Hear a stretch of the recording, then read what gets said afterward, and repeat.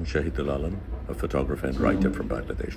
If you're seeing this video, গাজার পথে maybe in আটক December. বাংলাদেশের ফটোগ্রাফার শহীদুল আলম। ফিলিস্তিনের গাজা অভিমুখে যাত্রা করার সময় আটক হয়েছেন বাংলাদেশের আন্তর্জাতিক খ্যাতিসম্পন্ন ফটোগ্রাফার ও লেখক শহীদুল আলম। ইসরায়েলি বাহিনী বুধবার সমুদ্রে অভিযান চালিয়ে তাকে বহনকারী জাহাজ দে কনসায়েন্সে আটক করে। আটকের আগ মুহূর্তে শহীদুল আলম নিজের ফেসবুকে একটি ভিডিও বার্তা পোস্ট করেন। সেখানে তিনি বলেন, আমি শহীদুল আলম, বাংলাদেশের ফটোগ্রাফার ও লেখক।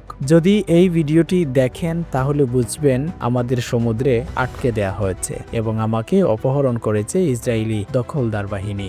আন্তর্জাতিক উদ্যোগ ফ্রিডম ফ্লুটিলা কোয়ালিশন ও থাইজেন্ড মেডলিনস টু গাজা এর অংশ হিসেবে এই জাহাজটি গাজার উদ্দেশ্যে রওনা দিয়েছিল। এতে ছিলেন মোট 93 জন সাংবাদিক, ডাক্তার ও কর্মী, যারা গাজার অবরোধ ভাঙা এবং সংবাদ মাধ্যমের স্বাধীনতার দাবি জানাতে যাত্রা করেন।